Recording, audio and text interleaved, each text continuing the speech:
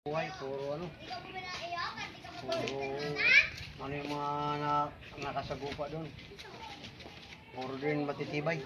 Ay, sayang ang biyahe niya. Magkano pa masahe ng bus? Magkano ba bus niya? 100 na higit. Plus galing pa dito, magta-tricycle.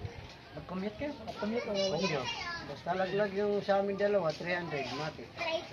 600, bakampod. Hindi pa kasama kain. Mas maganda pa siguro ano, mag-motor. No? Kasi minsan mahirap din mag-commute, nagka-away-away. So, minsan nga di ba, pag masakyan mo rito sa Baliba, sa Makati, sa LRT, pulo, di ba? Hindi, dito kami sumakay sa Balikbago. Pagluwas, sumakay kami ng tricycle. Bali pagdating sa bayan, sumakay pa kami ng jeep hanggang Balibago. Bago sumakay kami ng bus. Kasi Pagbaba ng bus, sasakay naman kami ng tricycle papasok sa loob. yan yung minsan kasi napasakay ako dyan. Galing ng Makati, nasakay akong bus.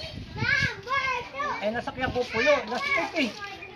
Dito sa pulo. Oh, hindi, galing Makati, last trip, pulo. Eh din, doon na dadaan nyo sa pulo. Exit.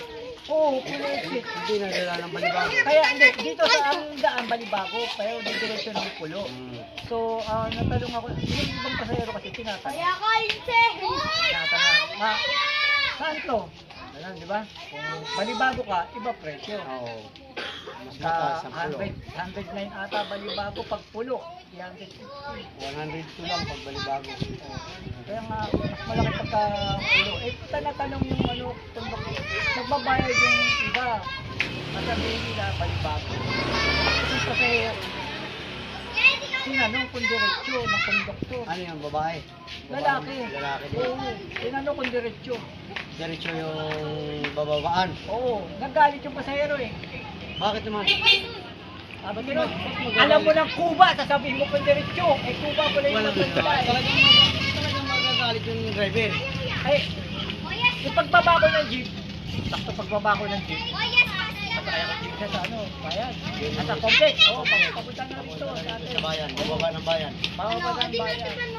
Eh, itong mga pasahero, nagbabayad, natanggap ng driver. Itong muling malapit sa driver na pasahero, nagbabayad. Nagbabayad din. Oo. Ibig sabihin, kanya-kanya naman ang Oo, bayad din. kanya-kanya abot. Itong mismo sa likod ng driver, nagbabayad. Sabi niya, but mayano, hindi tinatanggap ng ng driver. Hindi, ayaw tanggapin. Boss, mayano, ayaw talaga tanggapin. Baka malabo naman ang panigid ng driver. Nagalit ang driver. Oh, bakit naman nagbabayad lang naman yung pasahero? Sabi ng driver, nangayan ka ba? Ang ibig sabihin ngungo pala yung pasahero. Ay talagang magagalit yung driver. Nagalit siya. Ito tayo. Nangayan ka ba? Tatlo. Ngungo pala yung Ngungo yung pasahero. Hindi wala yung sa amin. Ano yung kwento yung pre sa amin eh. Yung biyaheng Batangas, uwi kami ng uwi kami ng iba. Sa mataas na kahoy. Hindi ako yung napara. Pagdating pa lang ng turbina, ako papara. Mama, para! Isa bilis ng takbo ng bus, bigla na patigil si ngayon. Akala nga naman ng driver na bababa ako. Sabi ko, joke lang. Sabi ko, practice lang. Practice lang. Nagalit sa akin yung driver ah. Hindi diretso ulit kami. Sumano takbo. Pagkarating ng malapit na tuloy pa, para uli ako. Ma, para! Bigla naman si driver. Sabi ko, joke lang ulit. Bigla galit na. Bigla ako tutukin eh. Sabi sa akin, mamaya ka pa. Babanatan na kita, mamaya ka pa ulit pag bumara. Inagkataon malapit ko sa lipa. Gusto sa bababaan ko. Yun, natanaw ko yung bahay namin. Ano sa lumampas na lang ba? Ako'y napapaningin na lang eh. Ayun, ang amin. Hindi na ako makapagpara ngayon. Nagalit na siya ako. Nagugol ko na eh. Kaya walang pinagkaiba din yun sa kwento mo.